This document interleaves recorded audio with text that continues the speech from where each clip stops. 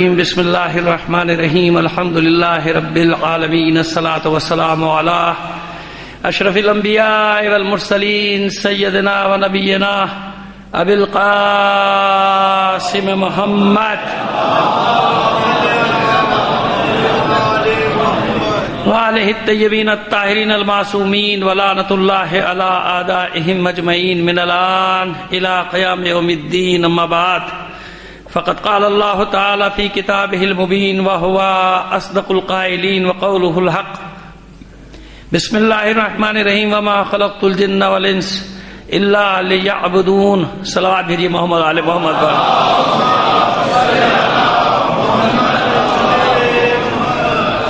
آپ سے درخواست ہے سید اعجاز حسین جعفری بیگم نواب حسن کنیز فاطمہ اور سید احمد علی اور خاندان کے دیگر مرحومین کے ایصال ثواب کے لیے ایک سورہ فاتحہ پڑھ کر بخش دیجیے گا اور اپنے بھی مرحومین کو شامل کر دیجیے گا۔ بسم اللہ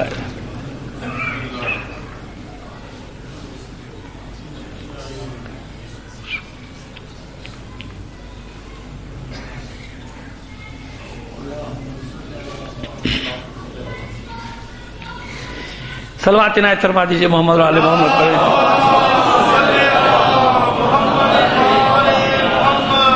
گزارش ہے کل والی تھوڑا سا سمٹ آئیں گے تو مجلس کا ماحول بن جائے گا، تھوڑا سا آگے تشریف لے آئیے۔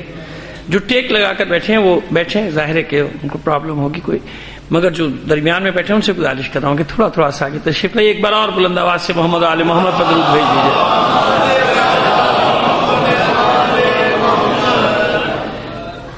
بس ہم نے انسانوں اور جنات کو خلق نہیں کیا، جن و انس کو، مگر کس کام کے لیے؟ عبادت کے لیے۔ کیسے یہ ساری زندگی عبادت بن سکتی ہے، کیسے ہر سانس کی عبادت بن سکتی ہے، اب آج اس میدان میں انشاءاللہ داخل ہو جائیں گے، لیکن وہ کل سے مربوط رکھنی ہے گفتگو ہمیں۔ وہ پہلی مجلس کا پرسوں کا سارا مقدمہ اپنا یاد ہے، ان تمام مسائل کو آپ کے سامنے زیر بحث لائیں گے۔ مصحف فاطمہ کا ہم پہلے دن سے ذکر کر رہے ہیں، ٹھیک ہے، وہ بھی آپ کی خدمت میں پیش کرنا ہے کہ مصحف فاطمہ میں کیا ہے، اور پھر اس سے متعلق جو سوالات ہیں اس کا جواب بھی انشاءاللہ آج ہی کوشش کریں گے آپ تک پہنچ جائے۔ ہمارے یہاں میں نے کل عرض کیا نا کہ بڑی مشکل ہو گئی ہے، ہمارے یہاں نہیں بلکہ سب جگہ ہے یہ، ہم آج یہ نہ سمجھے گا کہ صرف آپ کے یہاں، ہر جگہ یہ مشکل پیدا ہو گئی ہے۔ افراط اور تفرید کی طرف لوگ چلے جاتے ہیں، اور ہر زمانے میں ہوئی، یہ بھی نہ سمجھے گا کہ آج ہوا ایسا، ہر زمانے میں انسانی فطرت ہے، جبھی تو وَلِكُلِّ قَوْمٍ ہاد، ہر قوم کے لیے ہادی آتے رہے نا، اگر ضرورت نہ ہوتی تو کیوں بھیجتا؟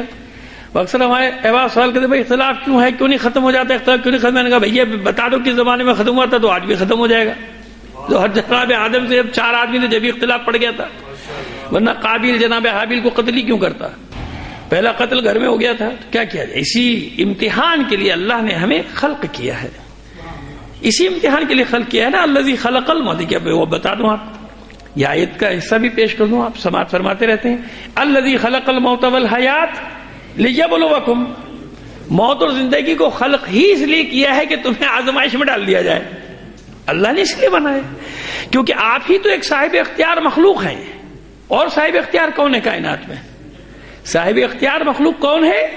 انسان ہے نا، اسی کو اختیار دیا، اسی کے لیے جنت اور دوزخ۔ وہ جنات کا ہم نہیں جانتے، مگر ان کے لیے بھی ہے، کہ وہ ان کے لیے بھی ہے جزا سزا، باقی تو کسی کے لیے جزا سزا نہیں ہے نا، نہ جہنم ہے نہ جنت کا وعدہ ہے، کسی کے لیے بھی نہیں۔ کل بھی میں نے عرض کیا تھا، تو بھئی یہ تو ہوتا رہے گا، وہ ہے نا ستیزہ کار رہا ہے ازل سے دائم روز، چراغ مصطفی سے شرار بولہبی، مگر اب مسئلہ الٹا ہو گیا۔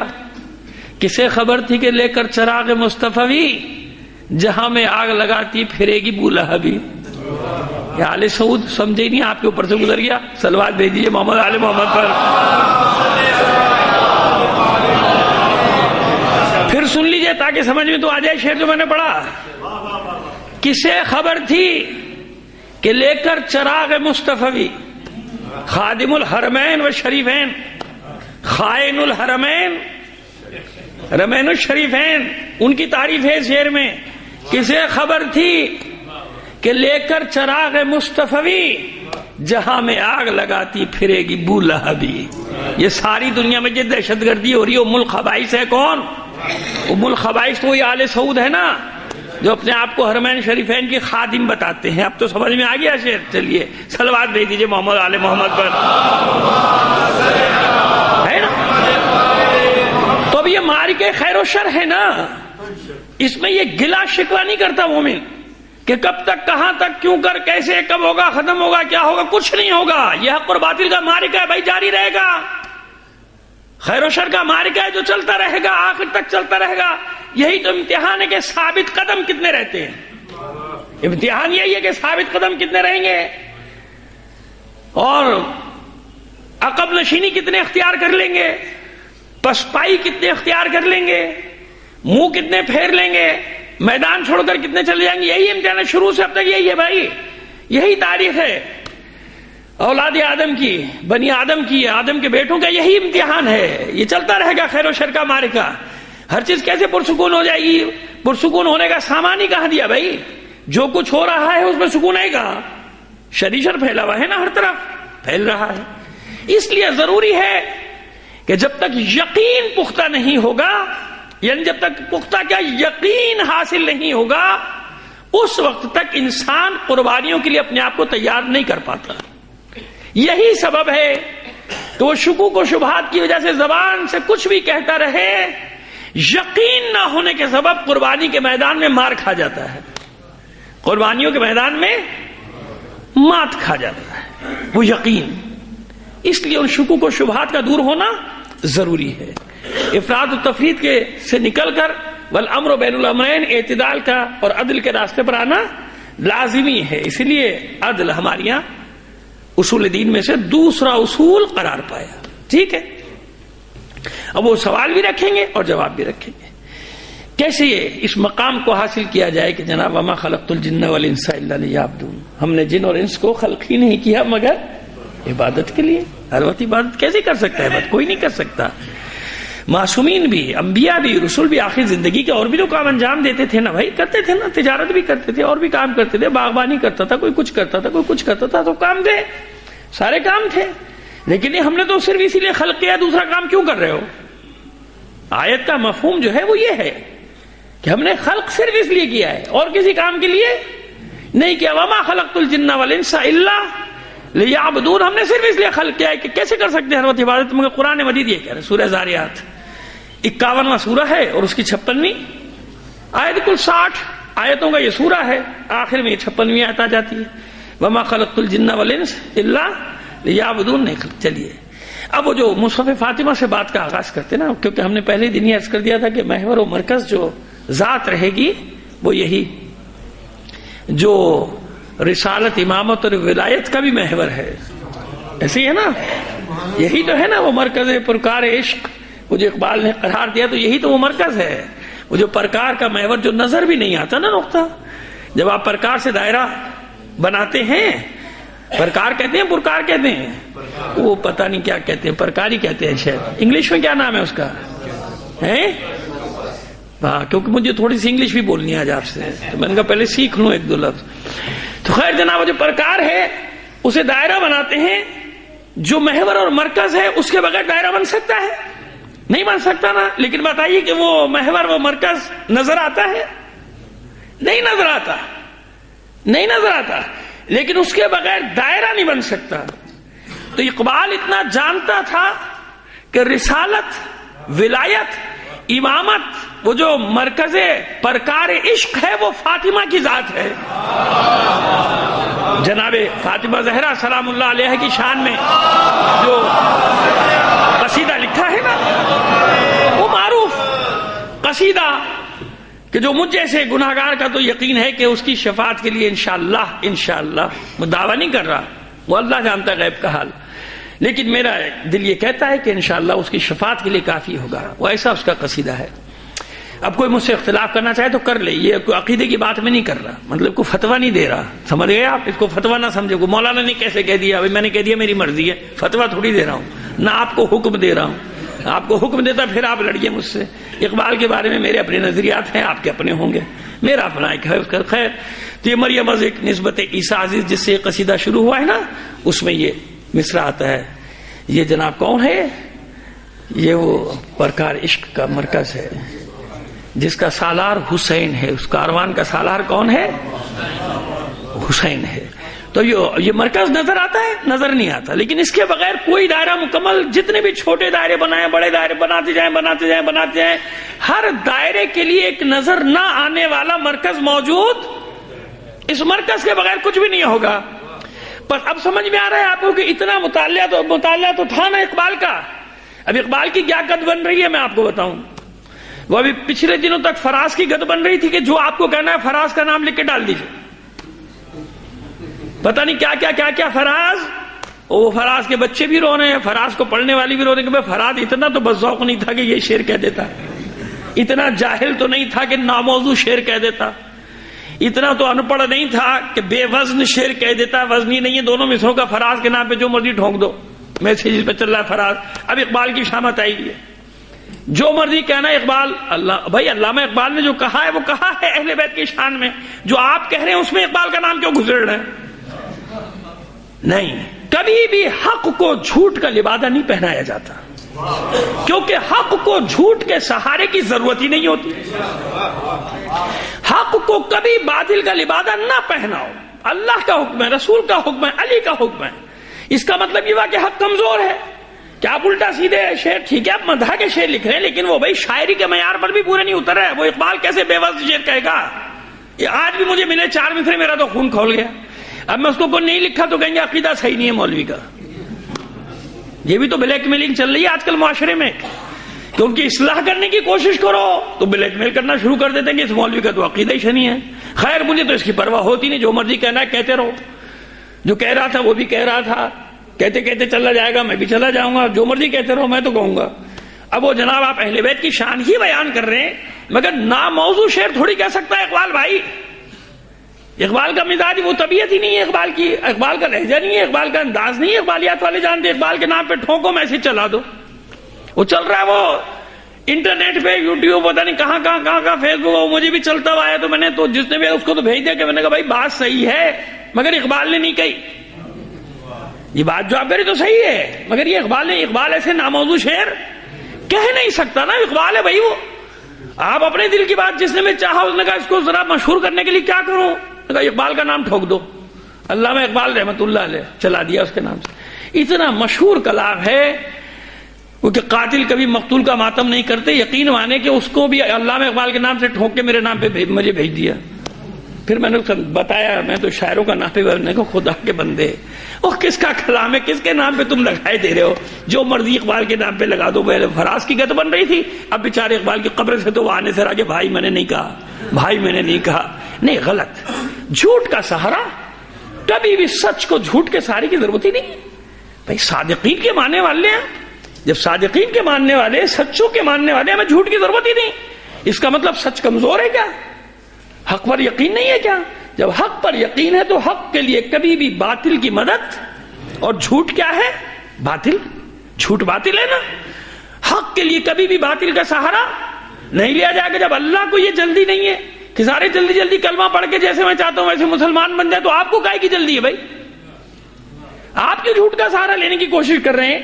خبردار، کیونکہ آواز پتہ نہیں کہاں تک جائے گی. اس لیے میری عادت ہے کہ میں ایسے باتیں کر دیتا ہوں. وہ بعد میں چاہے کچھ بھی ہو وہ دیکھا جائے گا، لیکن سچ بولنے میں کبھی ہچکچاہٹ کا مظاہرہ ہم سے ہو نہیں سکتا. ایک صلوات عنایت فرمائیے محمد آل محمد پر. تو بس تو ہماری تقریر کا مرکز اور محور کس کی ذات ہے؟ جناب فاطمہ. اب آئیے مصحف فاطمہ ہے کیا؟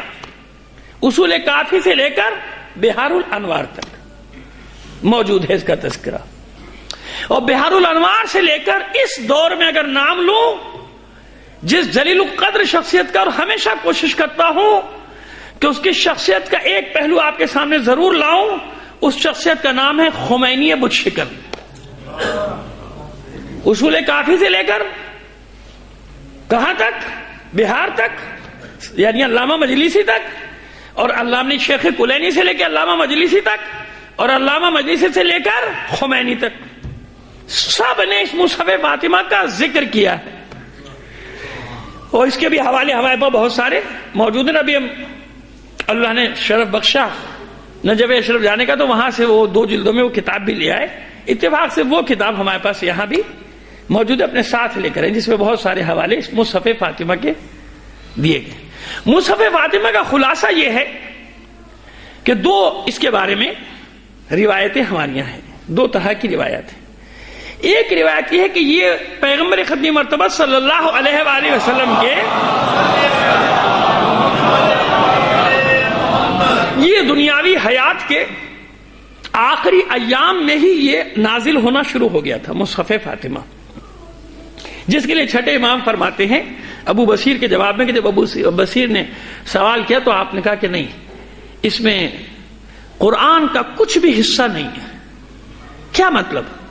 مطلب یہ کہ اس میں آیات اور صورتیں ویسی نہیں ہیں، لیکن اس میں جو کچھ ہو چکا اور جو کچھ ہونے والا ہے وہ ہر واقعہ موجود ہے اس مصحف فاطمہ میں۔ یہ چھٹے امام فرماتے ہیں۔ یہ میں نے پہلے تاکہ آپ کے ذہن آمادہ ہو جائیں جو مطلب بیان کرنے جا رہا ہوں، اور دیکھیے میں دلیل کے بغیر نہیں جاؤں گا، دلیل قائم کروں گا۔ اس کے باوجود کہ میں حوالے معتبر دے رہا ہوں، مستند دے رہا ہوں، اس کے باوجود بھی ایک عقلی دلیل قائم کیے بغیر میں آگے نہیں بڑھوں گا، کیونکہ اس کے بغیر میری بھی تشفی نہیں ہوگی، آپ کی کیسے ہوگی؟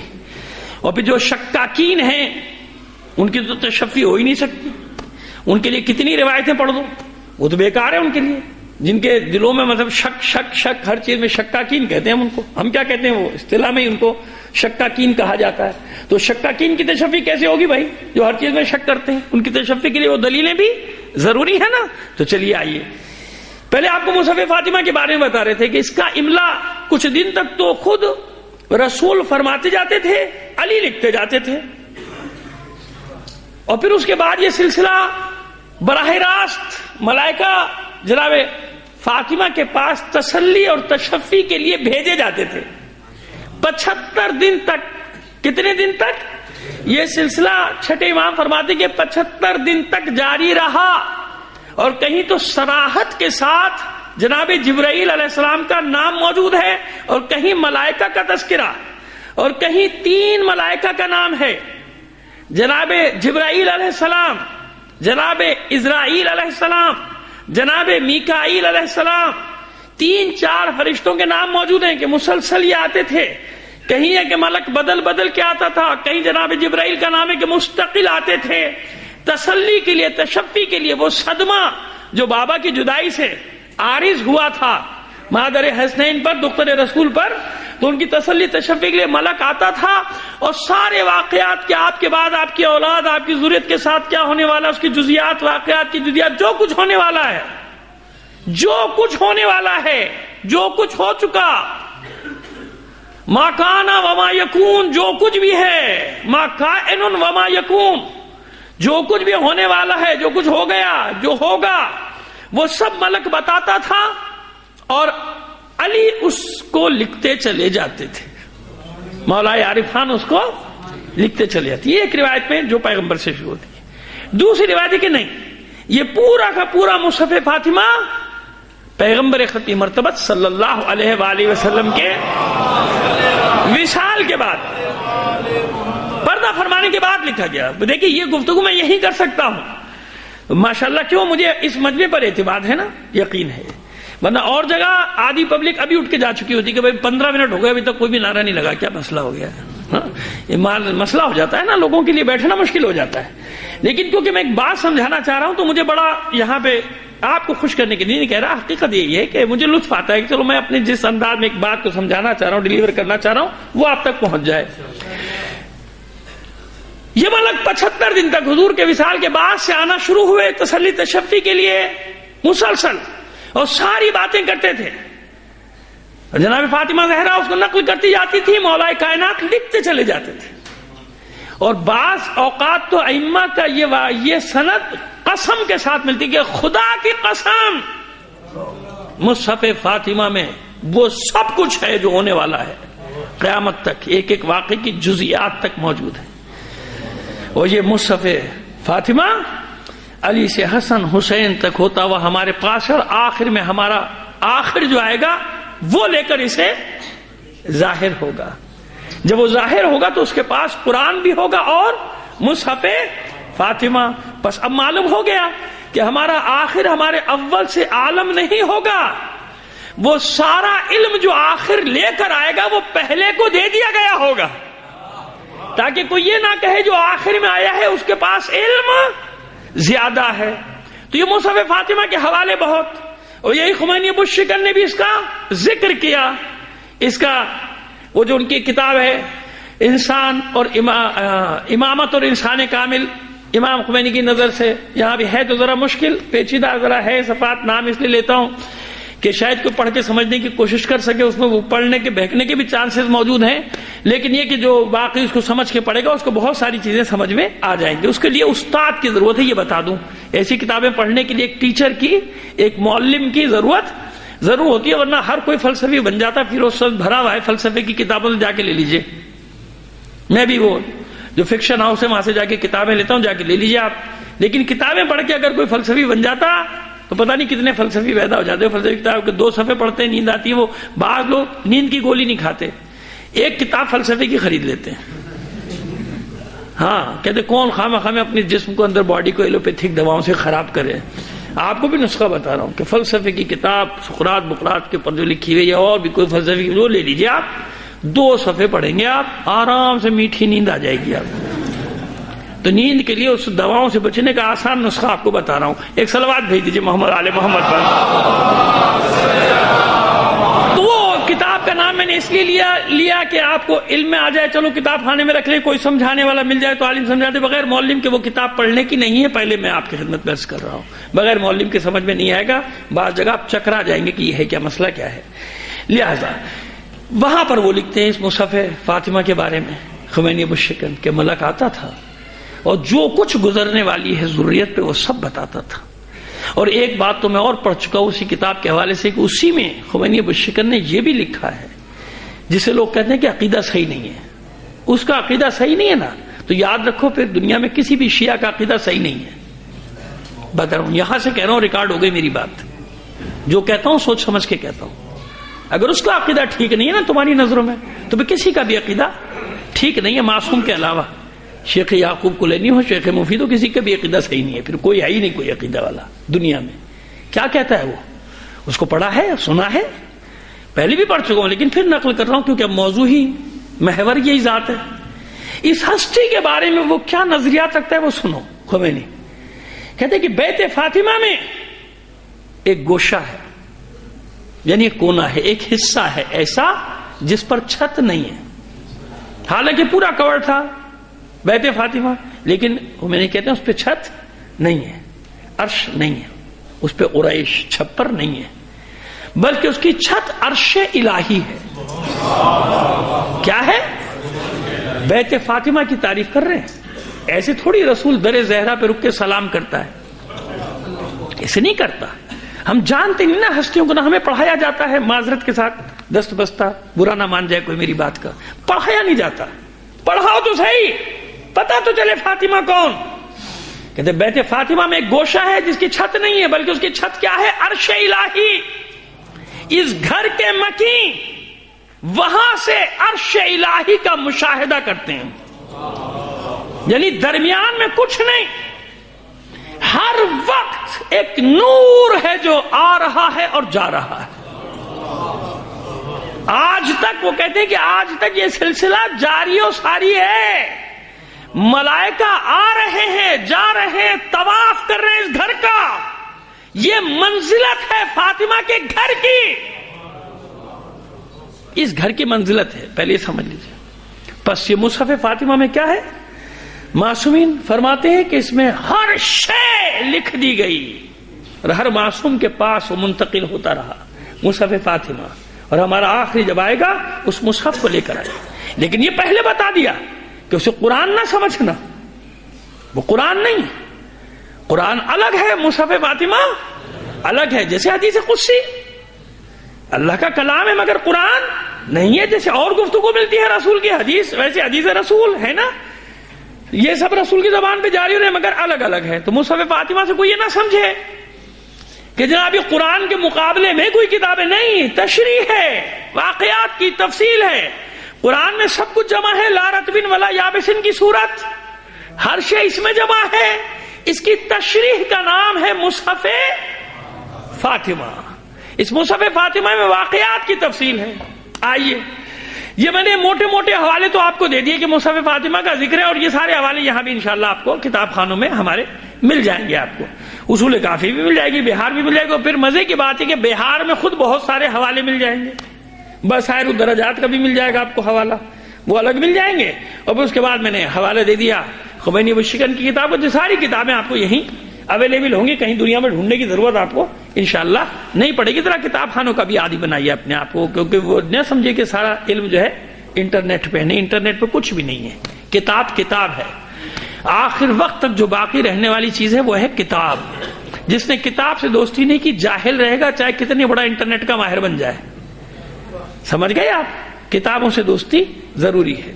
کتاب الکتاب، یہ کتاب میں ہے، جو کچھ بھی ہے وہ سب کچھ کتاب میں ہے. ہاں، علم کے لیے منع نہیں کر رہا، سب کچھ جتنا چاہتے ہیں، جیسے چاہتے ہیں، جہاں سے چاہتے ہیں علم حاصل کریں، مگر کتاب اصل چیز کیا ہے؟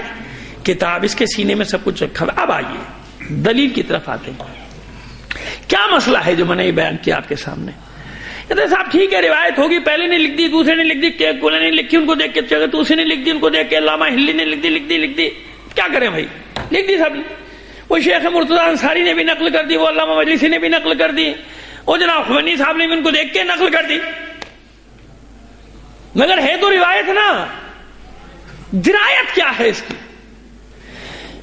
اب میں اگر روایت کے مقابلے میں روایت رکھوں اور اسے درایت کہوں تو بھی غلط. لیکن میں کیا کروں کہ اس روایت کی درایت بھی ایک روایت ہے، اس روایت کی درایت بھی ایک روایت ہے. لیکن وہ روایت جو درایت کے طور پہ پیش کرنے جا رہا ہوں، اس کے لیے پہلے میں مقدمہ بنا لوں، پھر آپ سمجھیں گے کہ میں نے کیا کہا کہ بھائی روایت الگ ہوتا ہے، درایت الگ ہوتا ہے. یہ کہہ رہے ہیں جو روایت پیش کر رہا ہوں وہی درایت ہے، تو جو پیش کرنے جا رہا ہوں وہ روایت درایت کیوں ہے؟ اب سنیے. آپ صلوات بھیجیے محمد آل محمد پر. تیار ہیں؟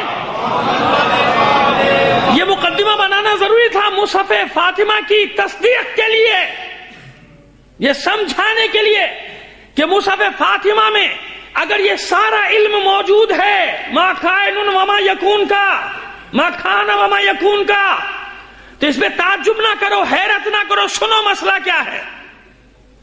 کیا مسئلہ ہے؟ آئیے شروع کریں اس مادی جہان سے. ہماری محرم کی تقریریں یاد ہے؟ گلیکسی کلسٹر بھولے تو نہیں نا آپ؟ ملکی وے بھولے تو نہیں؟ یاد ہے نا؟ آئیے اب وہ ذہن میں رکھتے ہوئے میں نے کہا نا کہ ذرا سی اصطلاحات استعمال کروں گا اور بچے بہت آسانی سے سمجھ جائیں گے. جو اسکول میں میٹرک میں سائنس پڑھتے ہیں، فزکس کیمسٹری پڑھتے ہیں، انٹر والے، ایف ایس سی والے تو اور بھی آسانی سے سمجھ جائیں گے، اور بڑے تو ویسے ہی سمجھ جائیں گے. کوئی نئی بات نہیں کروں گا. لیکن مادے سے شروع کریں. مادی دنیا ہے نا، یہ مادہ کیا ہے بھائی؟ یہ تو آج تک کوئی بھی نہیں بتا سکا، نہ بتا سکتا ہے کہ مادہ کیا ہے. بلکہ مادہ اپنے خواص سے پہچانا جاتا ہے، اپنی خصوصیتوں سے مادے کی پہچان ہوتی ہے. تو بہرحال مادے کی تعریف اردو میں اتنی سی بنتی ہے کہ وہ شے جو جگہ گھیرے، جو وزن رکھتی ہو، اور حواس خمسہ میں سے کوئی ایک حص اسے محسوس کر لے، اسے کیا کہتے ہیں؟ وہ شے جو جگہ گھیرتی ہو، جو وزن رکھتی ہو، اور حواس خمسہ میں سے کوئی ایک حص اسے، کوئی بھی ایک حص محسوس کر لے، وہ کیا ہے؟ مادہ. اسے کیا کہتے ہیں؟ مادہ. پانی ہو، ہوا، جو چیز بھی سب مادہ ہے، میٹر ہے، سب کچھ مادہ ہے. اچھا بھائی، یہ مادہ کیسے بنا بھائی؟ یہ مادہ کیا ہے؟ کہ مادے کا جو عناصر ترکیبی ہیں ان کی بھی الگ الگ تعریف بتائی جاتی ہے. اس مادے کی سب سے چھوٹی اکائی، سب سے چھوٹی اکائی، وہ سب سے چھوٹی اکائی جس کا بھی اندازہ نہیں بتا رہا، آگے بتاؤں گا.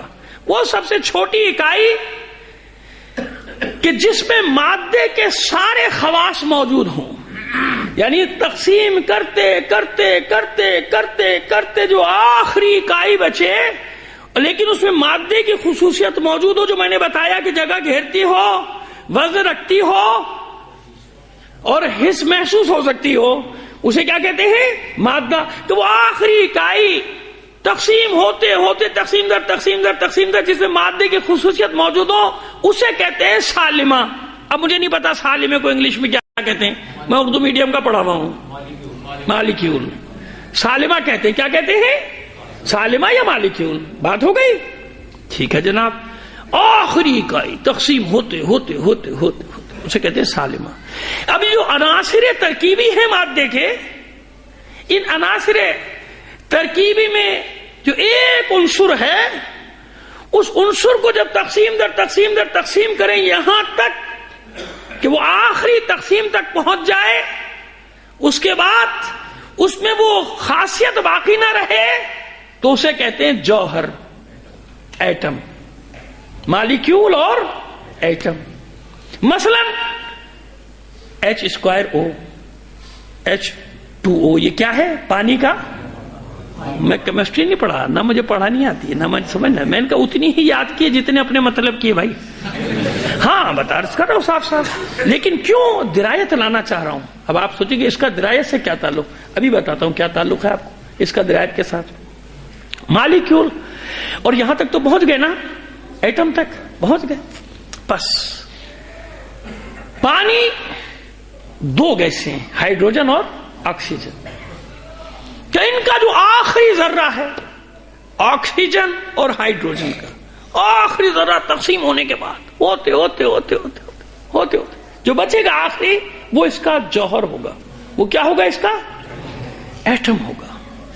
پھر کہتے ہیں صاحب، سائنسدان کہہ رہے ہیں، میں نہیں کہہ رہا ہوں، سائنسدان کہتے ہیں کہ جناب ایک قطرہ پانی میں، ایک قطرہ پانی میں لاکھوں مالیکیول ہیں، لاکھوں سالمے ہیں، لاکھوں، جو بڑی سے بڑی طاقتور خوردبین سے بھی نظر نہیں آ سکتی. 1 انچ کے 70 کروڑویں حصے کا نام ہے ایٹم. اس کے لیے بھی کہتے ہیں کہ بڑی سے بڑی طاقتور خوردبین سے بھی نظر.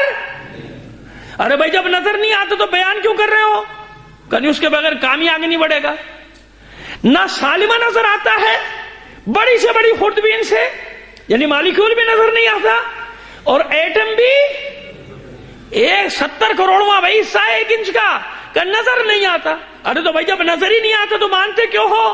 تو سائنس بھی وہی پہنچی کہ علت وہ ہے جو نظر ہی نہیں آتی. جو مادے کی تشکیل دے رہی ہے، ابھی بات ختم نہیں ہوئی یہاں پہ، ابھی تو بات شروع ہوئی ہے، وہ بھی نظر نہیں آتی. وہ آخری مالیکیول ہے، وہ نظر ہی نہیں آتا. اسی لیے پہلے نظریہ کیا بنا کہ یہ ایٹم بس آخری ہے، اس کے مزید جز ہونا ممکن. یہ ڈیموکریٹس، جس کو عربی فارسی میں ڈیموکراتس کہتے ہیں، اب شاید انگلش میں یہی اس کا تلفظ ہوگا، یونانی مفکر نے 400 سال قبل مسیح یہ نظریہ پیش کیا. یہ غیر مرئی ذرات، ان کا نام رکھا اس نے ایٹم، یعنی وہ جز جو ناقابل تقسیم. اب اس کو کیا تقسیم کریں گے؟ لاکھوں سال میں ایک قطرے پانی میں کہاں سے نظر آئیں گے؟ لاکھوں. 1 انچ کا 70 کروڑواں حصہ، کہ یہ ناقابل تقسیم جز کا نام ہے ایٹم. اس لیے وہ مادہ پرستوں کا نظریہ یہی بنا کہ یہی ایٹم علت فاعلی ہے کائنات کی. لیکن ابھی پچھلے دنوں کیا ہوا؟ اس کے بعد تو یہ ہوا کہ سب کا یہی نظریہ بن گیا کہ ایٹم تقسیم نہیں ہو سکتا. ایٹم بھائی وہ کیا تقسیم ہوگا جو 70 کروڑواں حصہ ہے، جسے نہ تم دیکھ سکو، نہ میں دیکھ سکوں، نہ کوئی خوردبین دیکھ سکے، مگر مانے جا رہے ہو. جب میں کہوں کسی غیبی طاقت پر ایمان لاؤ تو کہتے ہیں دیکھا ہی نہیں، کیسے مان لیں؟ جب میں کہتا ہوں تو نہیں مانتے. اور خود لکھ رہے ہیں غیر مرئی ذرات، خود ہی لکھ رہے ہیں غیر مرئی جو نظر نہیں آتے، اس کا نام ہے ایٹم.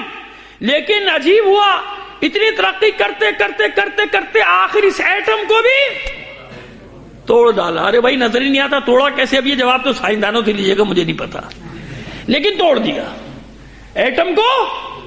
اب جب اس ایٹم کو توڑا تو اس میں تو نئی دنیا نکل آئی. اس میں دنیا ہی نہیں نکل آئی، اس میں تو پتہ نہیں کیا کیا نکل رہا ہے جناب. اس میں سے پروٹون نکل رہے ہیں، اس میں سے الیکٹران نکل رہے ہیں، اس میں سے پروٹون نکل رہے ہیں، وہ نیوٹرون نکل رہے ہیں. یہ تو بنیادی ہیں، باقی اور بھی پتہ نہیں کیا کیا. بنیادی 3 چیزیں جو باہر نکل کے آئیں اس ایٹم کو توڑنے کے نتیجے میں، وہ بنیادی اہم رکن 3 قرار پائے: پروٹون، الیکٹران، نیوٹرون. وہ یہ کیا بلا ہے بھائی؟ مجھے بھی نہیں پتا تھی بلا، پڑھا تو سمجھ میں آیا یہ کیا بلا ہے. کہ بھائی یہ نیوٹرون اور پروٹون یہ ایک مرکز میں مرتکز ہیں. اس کی تصدیق جسے نہیں پڑی وہ جا کے کر لے. یہ تو اسکولوں میں اس کے تجربے کرائے جاتے ہیں، پریکٹیکل کرائے جاتے ہیں سائنس کے طلباء کو.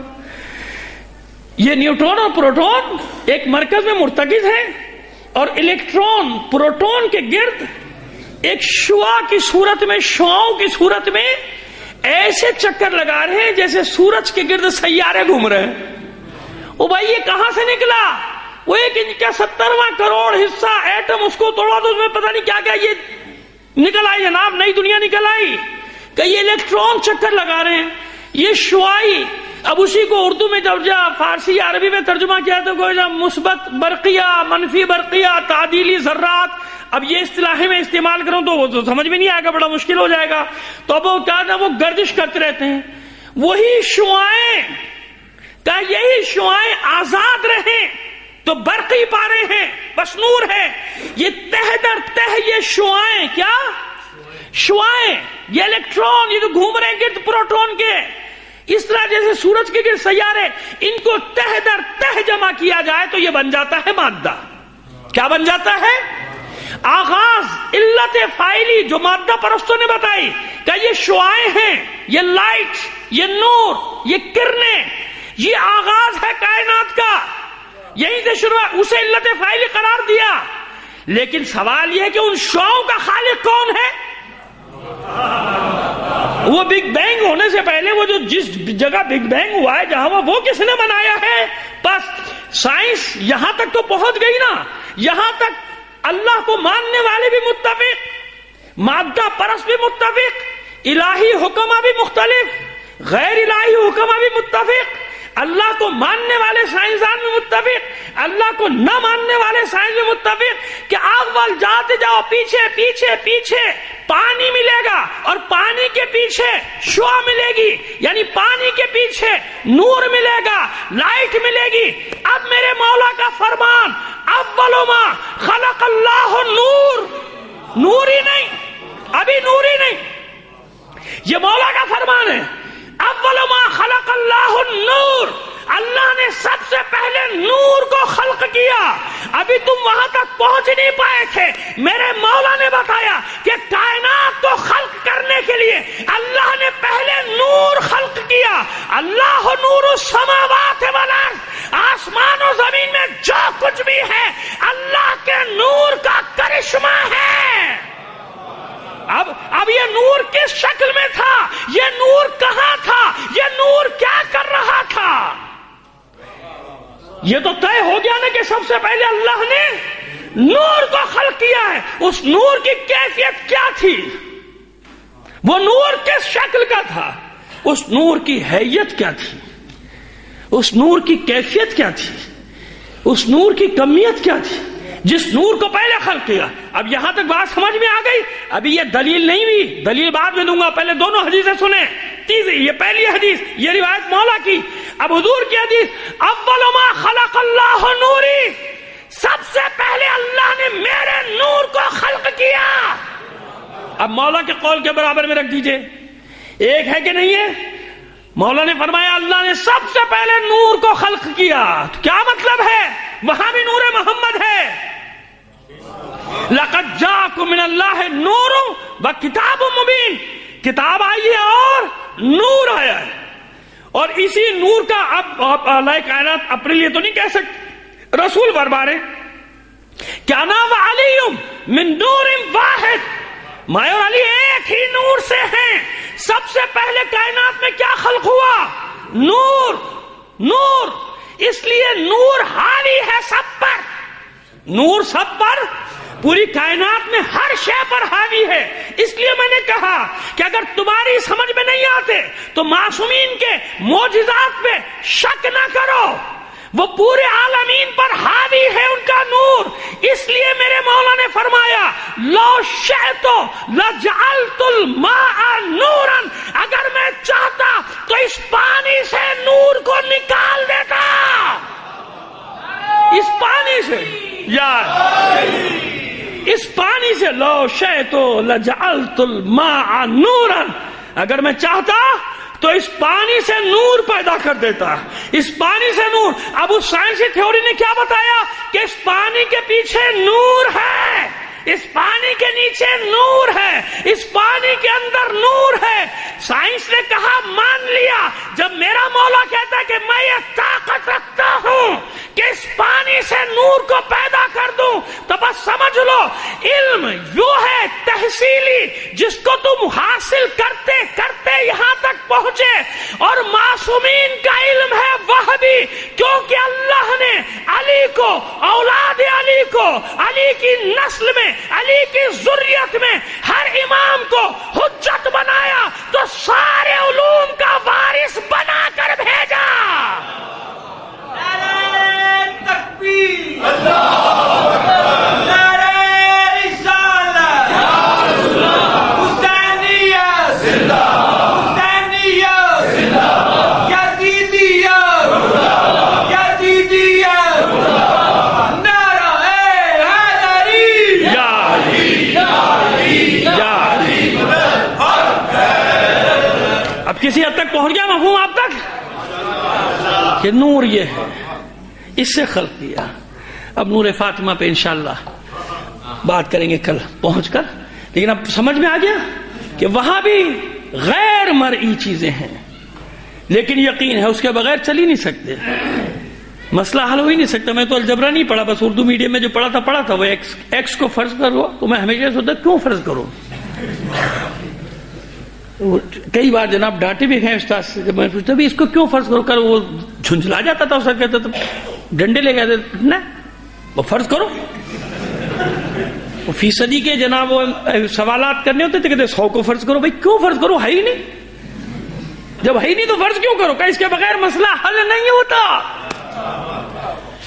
اس غیب کو فرض کیے بغیر جو ہے ہی نہیں، نظر ہی نہیں آ رہا، فرض کرو ورنہ مسئلہ حل نہیں ہوگا۔ الجبرا کا، حساب کا، میتھمیٹک کا، جیومیٹری کا کوئی مسئلہ حل نہیں ہوگا، فرض کرنا پڑے گا۔ رکھو، نہیں ہے تو لاؤ، نہیں ہے تو فرض کرو ورنہ کچھ بھی نہیں ہوگا۔ فرض کرو ایک ایکس کو بناؤ اور اس کو ایکس کو لے کر آؤ، اس کے بغیر ہی نہیں چلے گی گاڑی آگے۔ سمجھ میں آ رہی ہے بات ہماری؟ وہ یہی ہے، بس اسی لیے مرکز پرکار عشق بنایا فاطمہ کو۔ یعنی کیا مطلب کہ کربلا کی قربانیوں کا مرکز بھی فاطمہ ہے، حسن کی قربانی کا مرکز بھی فاطمہ ہے، علی کی قربانیوں کا مرکز بھی فاطمہ ہے، رسول کی قربانیوں کا مرکز بھی فاطمہ ہے، قیامت تک حق کے لیے قربانی دینے والوں کا مرکز بھی فاطمہ کی ذات ہے۔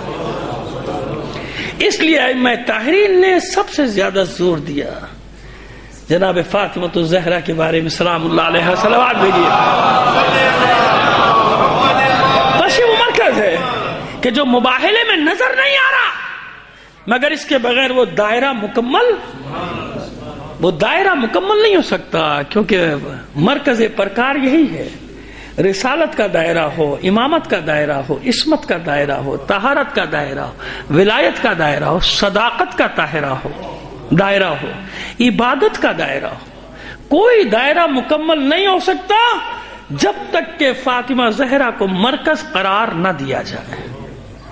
اسی لیے تسبیح زہرا کو دیا آپ کو کہ نہ سمجھنا عبادت کا مرکز بھی فاطمہ ہے، اس کی تسبیح پڑھو تو مکمل ہو جائے گی۔ خیر نماز ہو جائے گی، کبھی انسان کے پاس وقت نہیں ہوتا، اضطراری حالت میں نماز پڑھتا ہے، اس لیے واجب نہیں رکھا گیا اس تسبیح کو، لیکن عام حالتوں میں جانتے ہیں نا آپ تسبیح زہرا کی اہمیت، تمام مومنین جانتے ہیں۔ اور یاد رکھیے کہ ہمارے بھائیوں کے یہاں بھی یہ موجود ہے، وہ ذرا سا ایک تسبیح ان کے یہاں پہلے، ہمارے یہاں بعد میں، ہمارے یہاں پہلے ان کے بعد میں، لیکن ہے یہی تسبیح جو ہے وہ یہی ہے، اور یہی اس کا نام ہے۔ بعض جگہ یہ نام ہٹا کے اپنے نام دے دیے، وہ الگ بات، لیکن یہ تسبیح موجود ہے۔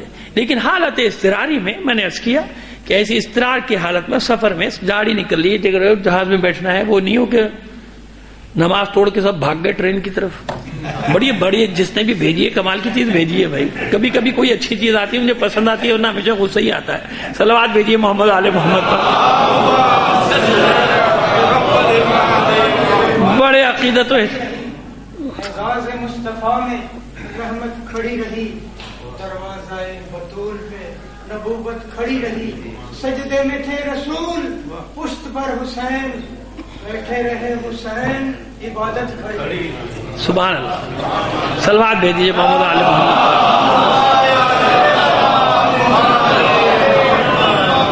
پوری زندگی میں پہلی بار سنے یہ شعر؟ اس سے پہلے کبھی نہیں سنے تھے. ایک صلوات اور بھیجیے محمد آل محمود.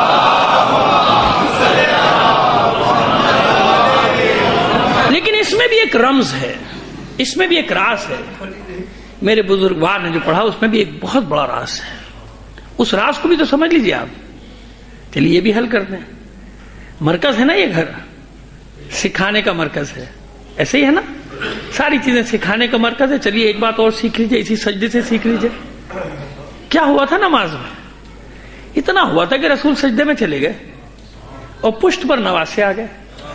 کیا کہہ رہا تھا خدا کا رسول سجدے میں, ذرا بتائیں گے آپ؟ سبحان ربی الاعلی. وہ بھی ہم نے کتنی بار پڑھتے تھے رسول؟ 3 بار. ایسے ہی ہے نا, چلو 4 بار 5 بار 6 بار 7 بار. جب حضور کا نواسا پشت پر آ گیا تو رسول نے چاہا کہ سر اٹھا لیں. ایسے ہی ہے نا. اللہ نے جناب جبرائیل کو بھیج دیا. یہ واقعہ دونوں جگہ ہے, ہمارے یہاں بھی اور ہمارے برادران کے بھی, لیکن نتیجہ الگ الگ لیا آپ نے اور میں نے. کیا لیا وہ پیش کر رہا ہوں. بھیج دیا جبرائیل کو, فوراً آگے جبرائیل, نہیں سر مت اٹھائیے گا, سجدے میں رہیے. کیوں؟ جب تک نواسا اپنی مرضی سے نہ اترے. ایسا ہی ہے نا. میں نے کوئی تحریف تو نہیں کی, کوئی تبدیلی تو نہیں کی, کوئی غلط بیانی تو نہیں کی. آپ کے سامنے یہی واقعہ ہے نا. وہ جو اصل الفاظ ہے وہ عربی کے ادھر ادھر ہو سکتے ہیں ذرا سے, لیکن واقع میں تو میں نے کوئی تحریف تبدیلی اپنی مرضی تو نہیں ٹھونسی اس میں. یہی واقعہ ہے نا. جناب جبرائیل یہ حکم لے کر آ گئے کہ جب تک حسین پشت پر سوار ہے سجدے سے سر نہ اٹھائیے. تو روایات نے کیا بتایا؟ جو ذکر کرتے تھے 3 بار, جو ذکر کرتے تھے 4 بار 5 بار 6 بار, کہیں ملا 7 بار, اس سے زیادہ نہیں. وہ کتنی بار ذکر کیا اللہ کے رسول نے؟ کیا کہا؟ 70 بار. کس کی تسبیح کی 70 بار؟ اب آپ مجھے ایک سوال کا جواب دے دیجیے کہ حسین کے آنے سے سجدے لمبے ہوتے ہیں یا چھوٹے ہوتے ہیں؟ عبادت بڑھتی ہے یا گھٹتی ہے؟ عبادت طولانی ہوتی ہے یا مختصر؟ یہی تو بتایا قیامت تک اپنے چاہنے والوں کے لیے کہ اگر حسین کا نام لیتے ہو تو یاد رکھو حسین کے آنے سے عبادتیں لمبی ہوتی ہیں, مختصر نہیں ہوتی. زندہ باد حسین, زندہ اللہ. کبھی اس پہلو پہ بھی غور کر لیجئے گا. یہی تو بتانا چاہ رہا ہے اللہ. اے رسول, یہی تو ہے جو سجدے بچائے گا. اس کے آنے سے میرا ذکر زیادہ ہوگا, اس کے آنے سے میرا ذکر گھٹے گا نہیں. اگر سر اٹھا لیتے تو ذکر بیچ میں سے ٹوٹ جاتا نا. اللہ چاہتا ہے کہ نہیں, ذکر کرتے رہیے کرتے رہیے کرتے رہیے. اب تسبیح تو اللہ کی ہو رہی ہے نا, ایسے ہی ہے نا, اور تو کچھ نہیں. بس اس لیے میں نے عرض کیا کہ فاطمہ کون ہے؟ ان سب کے مرکز کا نام ہے فاطمہ. ان سب کے مرکز اور محور کا نام ہے فاطمہ زہرا کی ذات کے. ہر معصوم فضیلت بیان کرتا چلا جا رہا ہے اپنی مادر کرام, اپنی جدہ طاہرہ کی. خبردار اس سے ہٹ کے نہیں. کیوں؟ اس لیے کہ یہی تو وہ ہستی ہے جس نے توحید کا, پہلی مجلس میں پڑھ چکا, رسالت کا, عدالت کا, امامت کا, سب کا دفاع کیا ہے. اصول دین کا بھی دفاع کیا ہے اور فروع دین کا بھی دفاع کیا ہے. کسی نے بیٹھ کر نماز پڑھتے نہیں دیکھا زہرا کو, لیکن ان 75 دنوں میں اتنا ضعف طاری ہو گیا تھا شہزادی پر کہ آپ ضعیفہ نظر آنے لگی تھی. ضعیفہ, عصا کا سہارا لے کر چلتی تھی. اور یہاں تک ملتا ہے کہ بعض وقت نماز میں بیٹھ جاتی تھی. کیوں؟ میں پہلی مجلس میں وجہ بتا چکا نا کہ کتنی پسلیاں ٹوٹ گئی تھی زہرا.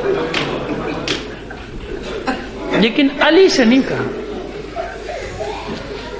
ابو الحسن سے شکایت نہیں کی کبھی. آئیے ہوا کیا؟ میں نے عرض کیا نا کہ جتنے بھی بدلے ہیں سب ان سے لینے ہیں. اب رسول تو ہے نا, گن گن کر بدلے لینے. چند دن کی تو بات ہے, سب نے سنا, سب نے نقل کیا امہات المومنین سے. کم از کم 3 امہات المومنین سے تو یہ روایت نقل ہے قصہ والی. یہ قصہ والی چادر تطہیر والی آیت کم سے کم امہات المومنین میں سے 3 امہات المومنین سے نقل ہے یہ روایت. اور اس کے علاوہ کتنی ہی روایتیں دیگر تمام امہات المومنین سے نقل ہے فاطمہ زہرا کے بارے میں کہ جب اللہ کا رسول آتا تھا، جب فاطمہ گھر میں داخل ہوتی تھی، اللہ کے رسول اپنی جگہ سے کھڑے ہو جاتے تھے اور اپنی جگہ پر اپنی مسند پر اپنی صاحبزادی کو بٹھایا کرتے تھے. سب نے یہ روایتیں نقل کی. کوئی سیاہ ستہ میں بھی ایک کتاب بھی ایسی نہیں ہے کہ جس میں فاطمہ کے باب میں رسول کی احادیث موجود نہ ہو، فرمان موجود نہ ہو، فرامین موجود نہ ہو رسول کے. سب میں ہے، کسی میں کم کسی میں زیادہ. کسی نے صرف 1 یا 2 بھی لکھے تو اتنا ضرور لکھا کہ بس یہ ان کے لیے کہا کہ فاطمہ تو بذات منی من اغضبها فقد اغضبنی ومن اغضبنی فقد اغضب اللہ. یہ روایت لکھی ہے تو بہت ہی مختصر لکھے فضائل، اوروں کی نہ معلوم سینکڑوں حدیثیں، اور رسول کی بیٹی کی 1 یا 2، وہ بھی مجبوراً، اور وہ نہیں مجبوری تھی کہ لکھنا پڑے گا بھائی 1 تو لکھ دو چلو، وہ بھی بیان نہیں کرنا مسجد میں کبھی. اچھا ہم نے لکھ تو دیے مگر مسجد میں نہیں پڑھنا کبھی یہ فضائل، کیونکہ ایک فضیلت ہی ایسی کہ جب وہ بیان کرو گے تو آدمی سوچے گا نا کہ جب رسول نے یہ کہا تو پھر کیا ہوا، پھر کیوں ایسا ہوا، پھر ایسا کیوں ہوا کہ لوگ آگ لے کر در زہرا پہ آ گئے. کیا بہانہ بنایا ہے؟ علی کو گھر سے نکالنا ہے. سب نے مان لیا، علی نے نہیں مانا. کیوں؟ سعد ابن عبادہ نے کب مانا تھا؟ وہ تو رہ رہے تھے مدینے میں. ان کے ساتھیوں نے کب مانا تھا؟ وہ بھی رہ رہے تھے مدینے میں. لیکن جانتے تھے کہ مشروعیت نہیں مل سکتی، قانونی حیثیت نہیں ہو سکتی جب تک علی کو نہ لایا جائے. بڑی احتیاط. میں نے اس کیا کہ میں نہیں چاہتا کسی کی دل آزاری ہو، لیکن فاطمہ کے باب میں جو مجھے کہنا سکتا ہے، کہا جا سکتا ہے، کہنا چاہیے اتنا تو کہہ دوں. کسی کی دل آزاری کیے بغیر وہاں تک تو بات لے جاؤں جہاں تک کہنے کا حق ہے پہنچانے کا نہیں لے آیا جائے. قنفذ سمیت اور بہت سارے لوگ ہجوم کیا زہرا کے گھر پہ. علی ہیں اندر، اور یہ بھی بتا دو کہ اس وقت زبیر بھی موجود ہیں، اندر ہی موجود ہیں. حضرت زبیر، کوئی برا نہ مان جائے، حضرت زبیر بھی موجود ہیں اندر، ساتھ دیا ہے. مقداد بھی ہیں، سلمان بھی ہیں، یہ لوگ ہیں. اور حضرت زبیر نے پھر بار بار ایسے اعتراف سے نام لے رہے ہوں کہ کسی کو برا نہ لگے بھائی. حضرت زبیر نے اس وقت دفاع کیا ہے، لڑنے کے لیے بھی کھڑے ہوئے، لیکن ان کو بہت سارے لوگوں نے قابو کر لیا تھا. یہ اس لیے عرض کرتا جاتا ہوں کہ ہمارے یہاں ذرا تاریخ پڑھنے کا رواج کم ہو گیا.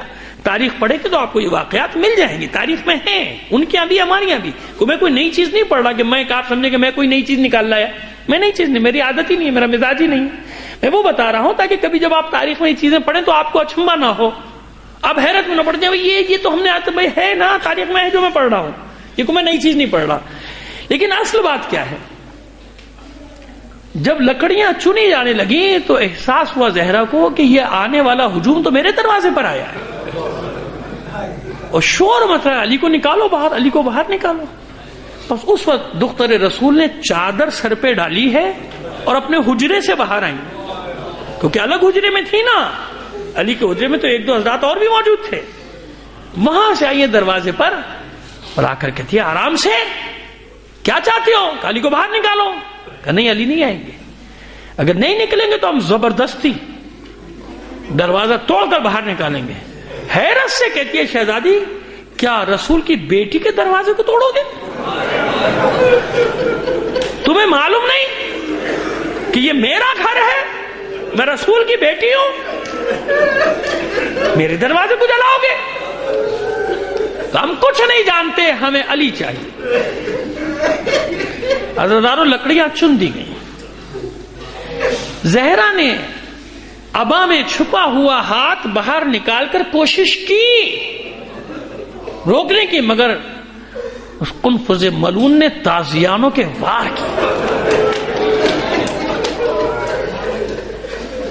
تڑپ کر شہزادی نے ہاتھ واپس کھینچ لیا.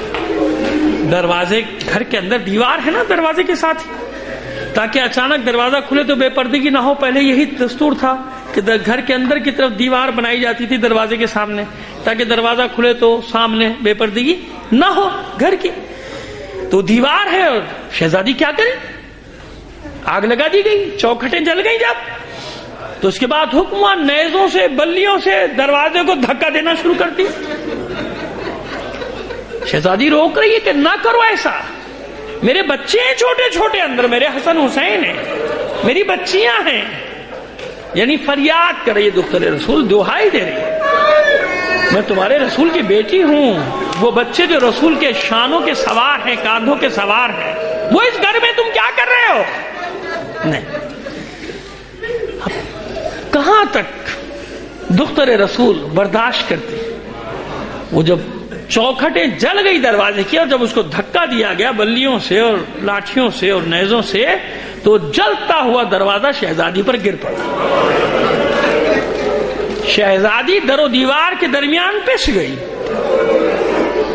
اور جب ایک طرف گری ہے تو چلا کر آواز دی، اسما دوڑ، فضا دوڑ، میرا محسن شہید ہو گیا۔ اسما دوڑی، فضا دوڑی۔ عزادارو، میں کیا کروں؟ یہ واقعہ یہی ہے جو پیش کر رہا ہوں، کہاں سے وہ الفاظ لاؤں جو ہلکے ہوں، جو آسان ہو؟ نہیں ہے کچھ۔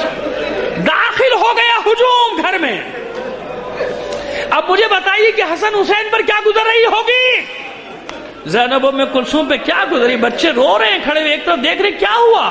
یہ یہی مدینہ ہے؟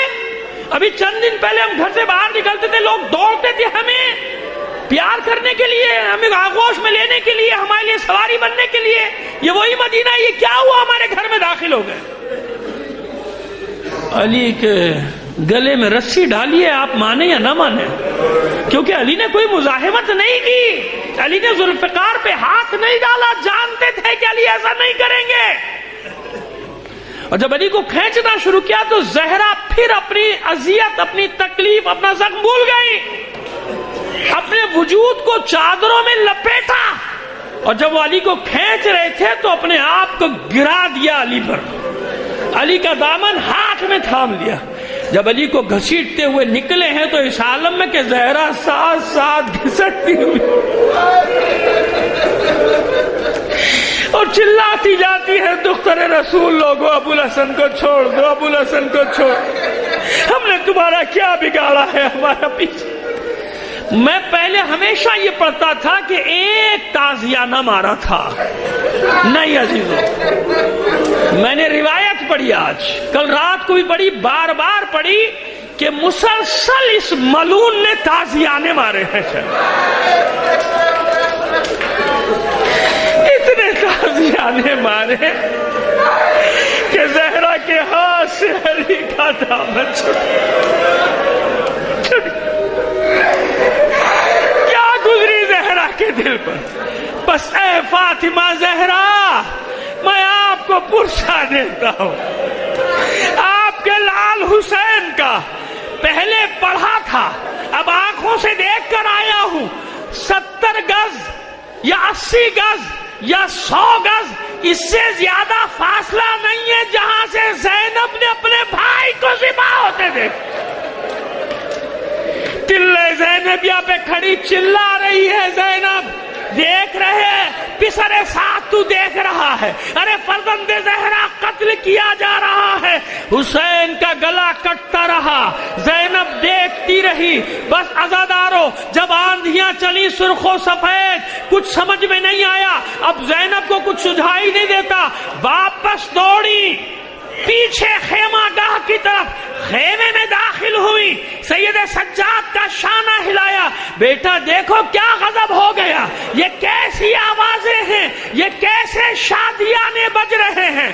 گونج رہا تھا نا میدان، ایک طرف فوج شام و کوفہ خوشی کے شادیانے بجا رہی تھی، اور دوسری طرف حاطف غیبی کی ندا، ملائکہ کی ندا گونج رہی تھی، الا قد قتل الحسین بکربلا، الا قد ذبح الحسین بکربلا۔ سرخ و سیاہ آندھیاں چل رہی تھی، بیمار کا شانہ ہلایا، بیٹا آنکھیں کھولو۔ سید سجاد نے اپنے آپ کو سنبھالا، بیٹھے، پھر کہا پھوپھی اماں میرے سہارا دے کے کھڑا کیجئے۔ ایک بازو تھاما زینب نے، ایک بازو تھاما ام کلثوم نے، فضا سے کہا اماں مرزا ذرا خیمے کا پردہ تو ہٹاؤ. ادھر خیمے کا پردہ ہٹا. ادھر سید سجاد نے فریاد بلند کی, السلام علیکہ یا ابا عبداللہ, اے ابا عبداللہ, اے ابتا, میرا سلام قبول کرے. اب جو دونوں بہنوں نے گھبرا کر دیکھا, میدان کی طرف نو کے سنا پہ حسین کا سر تھا. الا لعنت اللہ علی القوم الظالمین. وسيعلم الذين ظلموا أي منقلب ينقلبون.